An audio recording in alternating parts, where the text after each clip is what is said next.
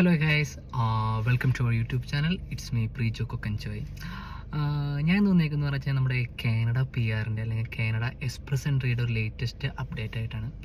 നമുക്കെല്ലാവർക്കും അറിയാവുന്ന പോലെ കുറേ പേരുണ്ട് നമ്മുടെ കാനഡ ഒരു ഡ്രീം കൺട്രിയെ കണ്ടിട്ട് കാനഡയിലേക്ക് PR ആയിട്ട് വരാനായിട്ട് ട്രൈ ചെയ്യുന്നവരുണ്ട്, സ്റ്റുഡൻറ്റ് വിസയിൽ വരാൻ ട്രൈ ചെയ്യുന്നവരുണ്ട്, പിന്നെ അതുപോലെ ജോബ് ഓഫർ ആയിട്ട് വർക്ക് എക്സ്പീരിയൻസ് ആയിട്ട് വർക്ക് വിസയിൽ കയറി വരാനായിട്ട് ട്രൈ ചെയ്യുന്ന കുറേ ആൾക്കാരുണ്ട്.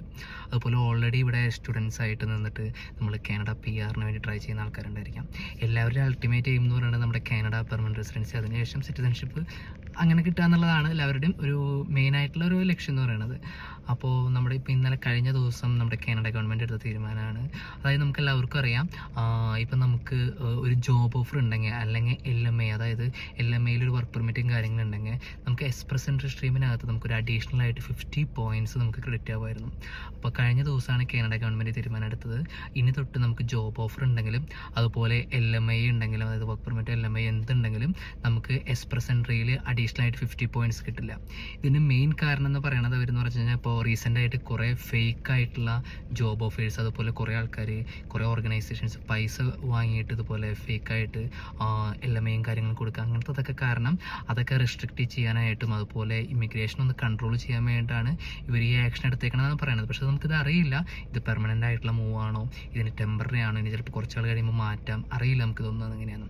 പക്ഷേ ഇത് കുറേ പേര് കേട്ടപ്പോൾ കുറേ പേർക്കൊക്കെ വിഷമമായിട്ടുണ്ടാവും. ഓക്കെ, ചില ആൾക്കാർ, കാരണം നമുക്കിപ്പോൾ അറിയാം ഇപ്പോൾ റീസെൻ്റ് ആയിട്ടുള്ള CR സ്കോറും കാര്യങ്ങളൊക്കെ എന്ന് പറയുന്നത് ഇപ്പോൾ ഡ്രോ വിളിക്കുന്നതൊക്കെ വളരെ ഹൈ ആയിട്ടാണ്, എസ്പെഷ്യലി എക്സ്പ്രസ് എൻട്രിയിലെയും കാര്യങ്ങൾക്കൊക്കെ 500 എബോവ് ആണ്. സോ നമുക്കറിയില്ല നെക്സ്റ്റ് ഡ്രോ എത്രയായിരിക്കും വിളിക്കുക എന്നുള്ളതൊന്നും നമുക്കറിയില്ല. ചിലപ്പോൾ മേ ബി ഇപ്പോൾ ന്യൂ ഇയർ ആണ് വരുന്നത്, ഇനി അടുത്ത വർഷത്തേത് ഇവർക്ക് എല്ലാ വർഷവും ഒരു ഇമിഗ്രേഷൻ ടാർഗറ്റും കാര്യങ്ങളുണ്ട്. So may be CR score down ആയി പോകാനും സാധ്യതയുണ്ട്. ചിലപ്പോൾ ഒരു 450 അല്ലെങ്കിൽ 480 എന്തു വേണമെങ്കിലും സംഭവിക്കാം. ഇത് ആരും പ്രഡിക്റ്റ് ചെയ്യണതല്ല, ആർക്കും പ്രഡിക്റ്റ് ചെയ്യണതും പറ്റില്ല. സോ ഇനി നമുക്ക് എല്ലാവർക്കും ട്രൈ ചെയ്യാമെന്ന് വെച്ച് കഴിഞ്ഞാൽ മെയിനായിട്ട് ചെയ്യാന്ന് പറയുന്നത് നമ്മുടെ അഡീഷണൽ ആയിട്ട് അടുത്ത ഫാക്ടേഴ്സ് ഉണ്ട്. ഇപ്പോൾ ഈ LMA അല്ലാതെ ബാക്കിയുള്ള അഡീഷണൽ ഫാക്ടേഴ്സും കാര്യങ്ങളുണ്ടല്ലോ, അപ്പോൾ അതിലൊക്കെ മാക്സിമം പോയിൻറ്റ്സ് അച്ചീവ് ചെയ്യുക എന്നുള്ളതാണ്. അപ്പോൾ നമുക്ക് എല്ലാവർക്കും അറിയാം അതിൻ്റെ മെയിനായിട്ടുള്ള പോയിൻറ്റ്സ് എന്ന് പറയുന്നത് CRS കാൽക്കുലേറ്റ് ചെയ്യുമ്പോൾ നമ്മുടെ ഏജ് ഫാക്ടറാണ്. അതായത് നമുക്ക് 20-നും 29 വയസ്സിനും ഇടയിലാണെന്നുണ്ടെങ്കിൽ നമുക്ക് ഏറ്റവും മാക്സിമം പോയിൻറ്റ് ഒരു 110 പോയിൻറ്റ്സ് വരെ നമുക്ക് അച്ചീവ് ചെയ്യാൻ പറ്റും. അപ്പോൾ 29 കഴിഞ്ഞിട്ടാണെന്നുണ്ടെങ്കിൽ നമുക്ക് അതിനനുസരിച്ച് പോയിൻറ്റ് കുറഞ്ഞു വരും. പക്ഷേ നമുക്ക് ഏജ് നമ്മുടെ കയ്യിലല്ല, നമുക്കൊന്നും ചെയ്യാൻ പറ്റില്ല ഏജ് ഫാക്ടറിനകത്ത്. സോ ഇനി ബാക്കിയുള്ള കാര്യങ്ങൾ എന്ന് പറയുന്നത് നമ്മുടെ എഡ്യൂക്കേഷനാണ് മെയിനായിട്ടുള്ള കാര്യം. അപ്പോൾ നമ്മൾ ഓൾറെഡി നമുക്ക് ചിലപ്പോൾ ഡിഗ്രീസ് ഉണ്ടായിരിക്കും, ചിലർ +2 കഴിഞ്ഞവരായിരിക്കാം, പലതും ചെയ്തതായിരിക്കാം. അപ്പോൾ അവരുള്ളവരെന്ന് വെച്ച് കഴിഞ്ഞാൽ മാക്സിമം അവർക്ക് എഡ്യൂക്കേഷൻ്റെ മാക്സിമം പോയിൻറ്റ്സ് കൂട്ടാനായിട്ട് ഡിസ്റ്റൻ്റ് ആയിട്ടാണ് കൂടി നമുക്കൊരു മാസ്റ്റേഴ്സോ അല്ലെങ്കിൽ ഡിഗ്രിയോ അങ്ങനെ എന്തെങ്കിലും ഉണ്ടെന്നുണ്ടെങ്കിൽ നമുക്ക് അതിൻ്റെ മാക്സിമം പോയിൻറ്റ്സ് നമുക്ക് അച്ചീവ് ചെയ്യാൻ പറ്റും, അത് നമുക്ക് അടിച്ചെടുക്കാൻ പറ്റും ആ പോയിൻറ്റ്സ്.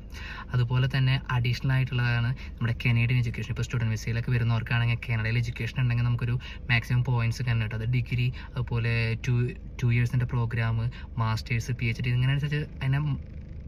ഓക്കെ, ഇവിടെ സ്നോ പെയ്തിട്ടുണ്ട്, അപ്പോൾ ആൾക്കാർ അത് സ്നോ മാറ്റുന്നത് ജസ്റ്റ് നോക്കിയത് പെട്ടെന്ന് ആൾക്കാർ പാസ് ചെയ്ത് പോയത് ഇവിടെ. അപ്പോൾ അങ്ങനെ പലതനുസരിച്ച് ക്ലാസിഫൈ ചെയ്തിട്ടുണ്ട്. അപ്പോൾ അതിന് ഏത് ഡിഗ്രിയാണ് ഏത് കോഴ്സാണ് എടുത്തതെന്ന് നമുക്ക് അതിൻ്റെ പോയിൻറ്റ്സ് മാക്സിമം കിട്ടും. ഇപ്പോൾ നാട്ടിൽ നമുക്ക് 2-3 ഡിഗ്രി ഉള്ളവർ അല്ലെങ്കിൽ PhD ഉള്ളവർ അല്ലെങ്കിൽ മാസ്റ്റേഴ്സ് ഉള്ളവർക്കൊക്കെ മാക്സിമം പോയിൻറ്റ്സ് നമുക്ക് കിട്ടും. സോ അങ്ങനെ നമുക്ക് നമ്മുടെ പോയിൻറ്റ്സ് ഇൻക്രീസ് ചെയ്യാൻ പറ്റും. അടുത്ത ഫാക്ടർ എന്നുള്ളത് നമുക്ക് എല്ലാവർക്കും അറിയാം, അതായത് ലാംഗ്വേജ് ടെസ്റ്റാണ്. അതായത് IELTS, self before IELTS, English language എടുക്കാനായിട്ട്. അപ്പോൾ ഇതിനകത്ത് ക്ലബ് 8 മാക്സിമം എടുക്കുകയാണെന്നുണ്ടെങ്കിൽ, അതായത് നമ്മുടെ ലിസണിങ്ങിനകത്ത് 8ഉം സ്പീക്കിംഗ്, റീഡിങ്, റൈറ്റിങ്ങിനകത്ത് 7 പോയിൻറ്റ്സും അടിക്കാൻ പറ്റുകയാണെന്നുണ്ടെങ്കിൽ നമുക്ക് അതിനകത്ത് മാക്സിമം പോയിന്റ് അച്ചീവ് ചെയ്യാൻ പറ്റും. പക്ഷേ ഇതിനകത്ത് ഏതെങ്കിലും ഒന്ന് പോയിന്റ്സ് മാറ്റം വന്നു കഴിഞ്ഞാൽ, ഇപ്പോൾ ലിസണിങ്ങിനകത്ത് ഒരു 7.5 വന്നു കഴിഞ്ഞാൽ ഒരു ഹ്യൂജ് ഡിഫറൻസ് നമുക്ക് അവിടെ ഉണ്ടാവും. സോ ഈ പോയിന്റ്സിലേക്ക് നമുക്ക് എത്താൻ പറ്റി കഴിഞ്ഞാൽ നമുക്ക് ക്ലബ് 8 എന്നാണ് പറയുക. അപ്പോൾ അതിലേക്ക് എത്തിക്കഴിഞ്ഞാൽ നമുക്ക് മാക്സിമം അതിനകത്തുള്ള പോയിന്റ്സ് നമുക്ക് കിട്ടാൻ സാധിക്കും. അങ്ങനെ നമ്മുടെ മറ്റേ ഇതിൻ്റെ CRS പോയിന്റ് നമ്മുടെ കൂട്ടാൻ പറ്റും. സോ അതുപോലെ തന്നെ അടുത്ത ഫാക്ടറാണ് നമ്മുടെ ഇമ്പോർട്ടൻ്റ് ആയിട്ടുള്ള വർക്ക് എക്സ്പീരിയൻസ്. അപ്പോൾ അതുപോലെ തന്നെ നമ്മുടെ 4 ഇൻ്റർനാഷണൽ വർക്ക് എക്സ്പീരിയൻസ് ഒരു കൗണ്ട് ചെയ്യും. അതുപോലെ തന്നെ കനേഡിയൻ എക്സ്പീരിയൻസ് നമ്മുടെ കൗണ്ട് ചെയ്യും. ഇപ്പോൾ കനേഡിയൻ എക്സ്പീരിയൻസ് ഇല്ലാത്തവരാണെന്നുണ്ടെങ്കിൽ, ഇപ്പോൾ നാട്ടിൽ ഇപ്പോൾ 1 വർഷം ആയിട്ടില്ല എക്സ്പീരിയൻസ്, അതായത് ആ ഫീൽഡിൽ നമ്മൾ ചെയ്യുന്ന ഫീൽഡിനകത്ത് 1 വർഷം ആയിട്ടില്ല എന്നാണെങ്കിൽ നമുക്കത് മാക്സിമം 1 വർഷം ആയി കഴിഞ്ഞാൽ നമുക്കൊരു പോയിന്റ് കിട്ടും, ഒരു 9 പോയിൻറ്റോ സംതിങ് നമുക്ക് കിട്ടും.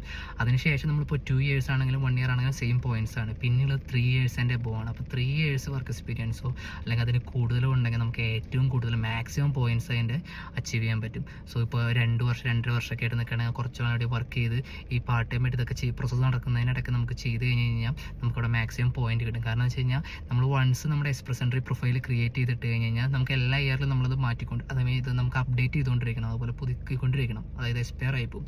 സോ അതിനുള്ളിൽ നമുക്ക് ഇപ്പോൾ എക്സ്പീരിയൻസ് 2.5 ഇയർ ഒക്കെയാണ്, ഒരു 6 മാസം കൊണ്ട് നമുക്ക് 3 വർഷം കൂടി ആവണം, നമുക്കത് അപ്ഡേറ്റ് ചെയ്ത് കഴിഞ്ഞാൽ ആ പോയിന്റ്സ് കൂടി നമുക്ക് കയറും. അപ്പോൾ അതും നമ്മുടെ ചാൻസ് പ്രോബിലിറ്റി കൂട്ടാനുള്ള സാധ്യതയുണ്ട്. സോ അടുത്ത ഫാക്ടർ എന്ന് പറയുന്നതാണ് നമ്മുടെ അതായത് ഫ്രഞ്ച് ലാംഗ്വേജ് പ്രൊഫിഷ്യൻസി. അതായത് ഇപ്പോൾ സെക്കൻഡ് ലാംഗ്വേജ് ആയിട്ട് നമുക്ക് ഫ്രഞ്ചിൽ എന്തെങ്കിലും സ്കില്ല്, അതുപോലെ ഫ്രഞ്ചിനകത്ത് എന്തെങ്കിലും ബേസിക് ആയിട്ട് ഐഡിയസും കാര്യങ്ങളുണ്ട്, ഇപ്പോൾ ഒരു ക്ലബ് 5 അങ്ങനെ എന്തെങ്കിലും ഉണ്ടെങ്കിൽ നമുക്ക് അതിൻ്റെ പോയിന്റ്സ് കിട്ടും. കാരണം കാനഡ ഇപ്പോൾ ഏറ്റവും കൂടുതലായിട്ട് പ്രിഫർ ചെയ്യുന്ന ഒന്നാണ് അതായത് ഫ്രഞ്ച് സ്പീക്കേഴ്സിനെ. അതിനുവേണ്ടി സ്പെഷ്യലായിട്ട് പാത്വേസും കാര്യങ്ങളും വരെ ഓപ്പൺ ആക്കുന്നുണ്ട്. സോ ഇതൊക്കെ നമുക്ക് നമ്മുടെ പോയിന്റ്സ്, അതായത് CRSൻ്റെ പോയിന്റ്സ് നമുക്ക് ഇമ്പ്രൂവ് ആക്കാനുള്ള ഓപ്ഷൻസ് ആണ്. നമുക്കെല്ലാവർക്കും അറിയാം ഇപ്പോൾ ഫ്രഞ്ച് പഠിക്കുക എന്നുള്ളത് കുറച്ച് ടഫാണ്, കാര്യങ്ങളാണ്, എല്ലാം ശരിയാണ്. പക്ഷേ നമ്മൾ വിചാരിച്ച് നടക്കാത്തതായിട്ട് ഒന്നുമില്ല. ഇപ്പോൾ വരാൻ പോകുന്നത് ഇപ്പോൾ ക്രിസ്മസ് ആണ്, ന്യൂ ഇയർ ആണ്. അപ്പോൾ നമുക്ക് എല്ലാവർക്കും ഓരോ റെസൊല്യൂഷനും കാര്യങ്ങളൊക്കെ എടുക്കുമല്ലോ. ഇപ്പോൾ നമുക്ക് കാനഡയ്ക്ക് വരണം, അങ്ങ് PR കിട്ടണം എന്നൊക്കെ ആഗ്രഹിക്കുന്ന ആൾക്കാരാണെങ്കിൽ അതൊരു റെസൊല്യൂഷനായിട്ട് എടുത്ത് മാക്സിമം ട്രൈ ചെയ്യുക. മാക്സിമം ട്രൈ ചെയ്ത് കഴിഞ്ഞാൽ ഇപ്പോൾ നമ്മുടെ പൈലോക്ക് എല്ലാം പറഞ്ഞ മോഡൽ, ഇപ്പോൾ നമുക്ക് എന്തെങ്കിലും ഒരു ആഗ്രഹം ഉണ്ട്, അത് ഭയങ്കര നമുക്ക് അത്രയ്ക്ക് ആവശ്യമുള്ളതാണെന്നുണ്ടെങ്കിൽ ഈ ചുറ്റുള്ള യൂണിവേഴ്സൊക്കെ നമ്മുടെ സപ്പോർട്ടായിട്ട് നിൽക്കും. സോ നമുക്കത് അച്ചീവ് ചെയ്യാൻ പറ്റും. സോ എല്ലാവരും മാക്സിമം ട്രൈ ചെയ്യുക. ഇപ്പോൾ കാനഡയ്ക്ക് വരുന്ന റിസ്ക് ആണ്, അങ്ങനെയാണ് കാനഡയ്ക്ക് വന്നു കഴിഞ്ഞാൽ PR കിട്ടും, അങ്ങനെ കുറേ റിസ്ക് കാര്യങ്ങളൊക്കെ നമ്മുടെ മനസ്സിലുണ്ടാവും. പക്ഷേ ഇതൊന്നും നമ്മൾ ചിന്തിക്കേണ്ട, നമ്മൾ മാക്സിമം ട്രൈ ചെയ്യുക, റിസൾട്ട് നമുക്ക് കിട്ടും. സോ എല്ലാവർക്കും നല്ലത് തന്നെ വരും.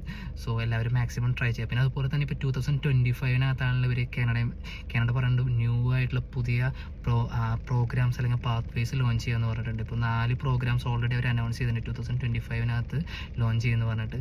സോ അത് നമ്മൾ കഴിഞ്ഞ വീഡിയോനകത്ത് ഓൾറെഡി നമ്മൾ അപ്ഡേറ്റ് ചെയ്തിട്ടുണ്ട് അതിനെ പറ്റിയിട്ട്. അപ്പോൾ അതിന് കൂടുതൽ വിവരങ്ങളും കാര്യങ്ങളും ഇതുവരെ വന്നിട്ടില്ല. അപ്പോൾ അടുത്ത വർഷം ആവാറായി. സോ ഇനി പുതിയ പാത്വേസ് കാര്യങ്ങൾ, പിന്നെ എസ്പെഷ്യലി സ്കിൽഡ് വർക്കർ കാറ്റഗറിയിലുള്ളവർക്കൊക്കെ ഹൈ ചാൻസുകൾ ഉണ്ട്. കാരണം വെച്ച് കഴിഞ്ഞാൽ നമ്മുടെ റൂറൽ ഏരിയാസിലൊക്കെ കാനഡയിലൊക്കെ ആൾക്കാർ ഇപ്പോൾ എംപ്ലോയീസിനെ കിട്ടാനായിട്ട് ഭയങ്കര ഷോക്കാണ്. അതായത് കിട്ടാനില്ല ആൾക്കാരെ വർക്ക് ചെയ്യാണ്. കാരണം എല്ലാവരും ഇപ്പോൾ ഈവൻ PR ആയി കഴിഞ്ഞാൽ നമ്മുടെ റൂറൽ ഏരിയയിൽ നിന്ന് സിറ്റിയിലേക്ക് മൂവ് ചെയ്യണം. കാരണം ആ ഏരിയകളൊക്കെ ഡെവലപ്പ് ചെയ്യാനായിട്ട്, അവിടുത്തെ എക്കോണമി കാര്യങ്ങൾ കൂട്ടാനായിട്ട് കാനഡ മെയിനായിട്ട് ആ ഏരിയകളിലൊക്കെ ഫോക്കസ് ചെയ്തിട്ട് ഇമിഗ്രേഷനും കാര്യങ്ങളൊക്കെ കൂട്ടാൻ സാധ്യതയുണ്ട്. സോ ചാൻസുകൾ സ്റ്റില്ലുണ്ട്, അവൈലബിൾ ആണ്. നമ്മൾ ട്രൈ ചെയ്താൽ മാത്രം മതി. സോ എല്ലാവരും മാക്സിമം അടിപൊളി ട്രൈ ചെയ്യുക. അപ്പോൾ ഇനി കാനഡയിൽ വരുമ്പോൾ നമുക്ക് കാണാം. Okay, bye. Have a good one അല്ലേ.